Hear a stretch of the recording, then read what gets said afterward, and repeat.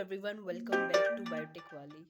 In this video, we will know all the growth related formulas. Okay, biomass को हम denote कर रहे हैं एक्स से और कहीं पर पॉपुलेशन की बात कर रहे हैं तो एन से। हम या तो पूरे फॉर्मूलाज बायोमास की टर्म में पढ़ेंगे एक्स को यूज़ करके, या फिर हम पूरे फॉर्मूलाज एन को यूज़ करके पढ़ेंगे। ओके, तो सबसे पहले हमको नंबर ऑफ जनरेशन निकालनी है। नंबर ऑफ जनरेशन निकालने के लिए पहले तो हमको देखना है कि यूज़ कहाँ हो रहा है। जब हमें फाइनल पॉपुलेशन निकालनी है तो 2 से 4, 4 से 8, यानी 2 से 8 तक फाइनल पॉपुलेशन हुई, उसमें जनरेशन जा रही हैं 2 से 4, 4 से 8, 2 जनरेशन हुई, तो यानी 2 की पावर n। जब हमें डायरेक्ट दी हो जनरेशन, बट अगर हमें डायरेक्ट जनरेशन नहीं दी है तो हम इनिशियल पॉपुलेशन और final population and all use करके नंबर ऑफ जनरेशन निकालेंगे। तो वो कैसे निकालेंगे वही देखते हैं। नंबर ऑफ जनरेशन के लिए फॉर्मूला है log xt minus log x note divide by log 2 की वैल्यू पुट करेंगे तो 0.301 आ जाएगा।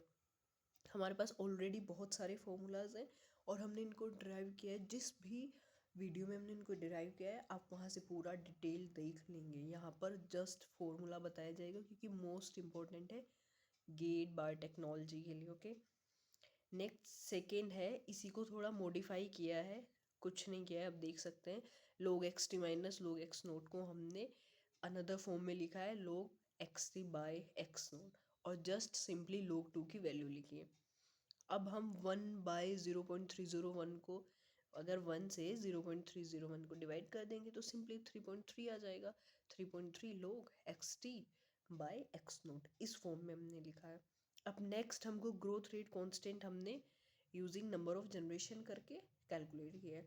ग्रोथ रेट कांस्टेंट का फॉर्मूला क्या है, देखिए कुछ जगह पर जब हम ग्रोथ रेट कांस्टेंट की बात कर रहे होते हैं तो हम के यूज़ करते हैं, और जब हम स्पेसिफिक ग्रोथ रेट की बात कर रहे होते हैं तो हम म्यू यूज़ करते हैं। But sometimes microbial growth pattern में तो दोनों को एक मान लिया जाता है, तो आप के और म्यू दोनों को सिमिलर कंसिडर करेंगे, एक नहीं करेंगे, सिमिलर करेंगे। एक होने में और सिमिलर होने में डिफरेंस है, ठीक है। उसके बाद जस्ट हमने कुछ नहीं किया, हमने n की वैल्यू रख दी है 3.3 log x T by x not T. ये हमारा एक फॉर्मूला हो गया। अब इसको थोड़ा और सॉल्व कर लें, कुछ नहीं, इसी का n का दूसरा वाला फॉर्मूला यूज़ करके लिख दें तो हमारा कुछ ऐसा दिखेगा log x T minus log x note 0.301, और जो ये नीचे टी था ये ऊपर आ गया, बस। अब हम नेक्स्ट बात करेंगे स्पेसिफिक ग्रोथ रेट की। जब हम स्पेसिफिक ग्रोथ रेट की बात कर रहे हैं तो यूजिंग, जब हम यूजिंग डेटा पॉइंट्स कर रहे हैं, जब हम डेटा पॉइंट्स को यूज़ करके कर रहे हैं तब हमारा आएगा mu equals to L N और लोग, नेचुरल लोगैरिथम और लोग, इन दोनों में भी डिफरेंस है और दोनों की वैल्यूज़ भी लगाती है। ये आपको याद रखना है कहाँ हम एल एन यूज़ कर रहे हैं और कहाँ पर हम लोग यूज़ कर रहे हैं। ओके, तो यहाँ पर हमारा क्या फॉर्मूला है, हमारा फॉर्मूला है L N x2 minus x1 t2 minus t1। जब हमको x1 x2 x3 x4 बहुत सारी वैल्यूज़ दी हो, t2 t1 t2 t3 t4 बहुत सारी वैल्यूज़ दी हो, हम क्या करते हैं, जैसे x3 x2 x1 है और यहाँ पर t3 t2 t1 है, हम यहाँ पर निकालेंगे कोई एक x2 तो हम x3 माइनस x1 ऐसे करेंगे और t3 माइनस t2 करेंगे। यही सब आपको जब आप बहुत सारे न्यूमेरिकल सोल्व कर लेंगे ना तो आपकी प्रैक्टिस में आ जाएगा, तो आपको ज़्यादा टाइम नहीं लगेगा ये सब करने में।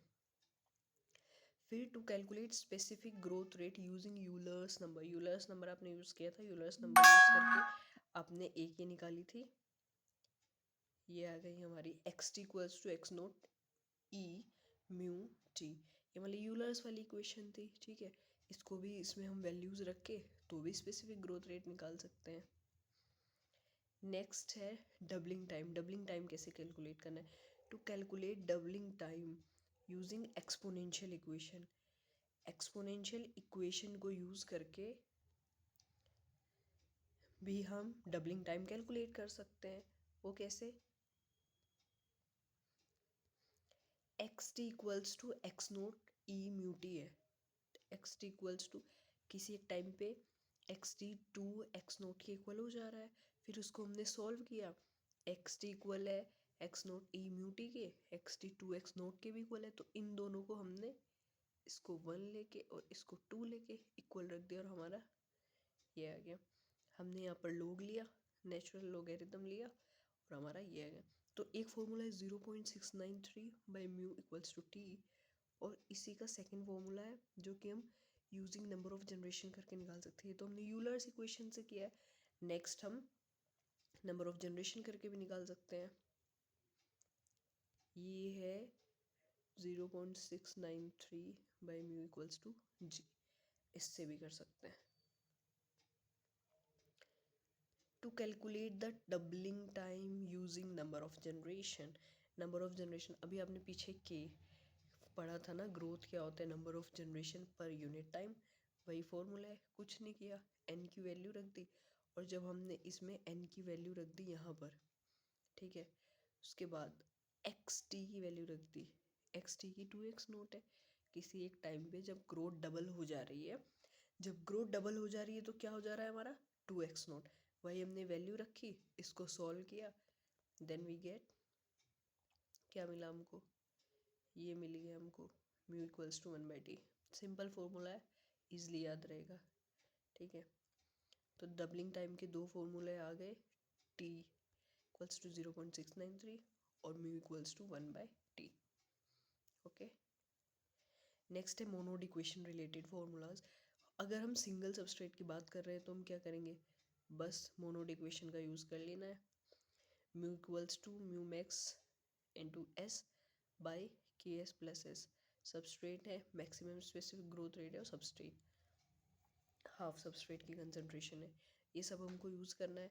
फिर उसके बाद हमको क्या करना है, जब हमें दो डेटा पॉइंट्स दिए हुए, जब हमें दो डेटा पॉइंट्स दिए हुए तो ये फॉर्मूला हमको यूज़ कर लेना है, ठीक है।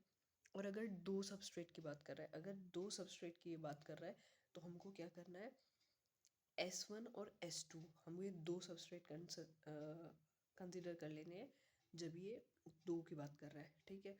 और कुछ ऐसा formula mu equals to mu max S1 by K S1 plus S2 के S2 प्लस S2, इस तरीके का जो फॉर्मूला आपको स्क्रीन पे दिख रहा है उसको हमें यूज़ कर लेना है।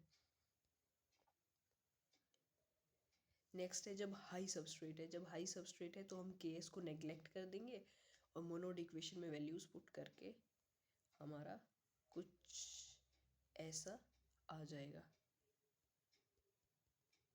ठीक है, ये हमारा कुछ ऐसा फॉर्मूला आ जाएगा। उसके बाद जब हाफ सबस्ट्रेट होगा तो म्यू मैक्स बाय हाफ आ जाएगा, और लो सबस्ट्रेट पे mu max S K S को हम नेग्लेक्ट नहीं कर पाएंगे क्योंकि एस की एस बड़ा है किससे, एस से, ऐसा हमारा सबस्ट्रेट ख़त्म ही हो रहा है, तो mu equals to mu max by S K S. उसके बाद आता है, उसके बाद हमारा लाइन वीवर प्लॉट और डबल रेसिप्रोकल प्लॉट और एडी होफ्स्टी डायग्राम। इससे आपको ना मतलब ज़्यादा कुछ नहीं करना है, आपको इसका पूरा डेरिवेशन भी नहीं देखना है, आपको जस्ट सिंपली क्या देखना है, इसकी इक्वेशन क्या है। जब एग्ज़ाम में आएगा आपके पास ऑप्शन में तो होगा ही है, तो आपको जस्ट सिंपली टिक मार्क करना है कि वो अगर पूछ रहा है कि इसमें से लीनियर प्लॉट कौन सा है, ठीक है, या डबल रेसिप्रोकल प्लॉट का कौन सा है, ठीक है, तो आपको ये रेसिप्रोकेट कर देना है, आपको ऐसे याद रखना है, ठीक है। रेसिप्रोकेट कर दिया हमने, थोड़ा सा सॉल्यूशन यहाँ दिखाया है, ये म्यू मैक्स और इसको के एस को थोड़ा ऐसे अलग करके हमने लिख लिया, और यहाँ पे भी थोड़ा सा ऐसे अलग करके लिख लिया, इसको सॉल्व करके ये इक्वेशन आ गई, बस यही हमने आपको दिखाया यहाँ पर, ठीक है। उसके बाद एडी होफ्स्टी डायग्राम से भी याद रखना है, बस ये माइनस वाला कुछ आएगा, म्यू इक्वल्स टू माइनस के S mu by S plus mu max. आपको ये इक्वेशन याद रखनी है, माइनस के एस स्लोप हमारा दिखा रहा है, ये पूरा हम डायग्राम के थ्रू समझ सकते हैं। अगर आपको समझना है I will upload one more video for line Weaver plot and Eadie Hofstee method. Y पर हमारा म्यू मैक्स हमने प्लॉट किया है और एक्स इंटरसेप्ट पर mu max by K S. Generally आपको सिर्फ ये इक्वेशन याद रखनी है, बाकी कुछ याद नहीं रखना है, ओके, ठीक है। तो डन, सारी फॉर्मूला लिस्ट है, आप सारे फॉर्मूलाज नोट डाउन कर लीजिएगा और नेक्स्ट टॉपिक कमेंट में बताइएगा क्या पढ़ना है, वही हम गेट के लिए आपके लिए लेके ही आएंगे। I hope you like it. Like, share and subscribe to my channel.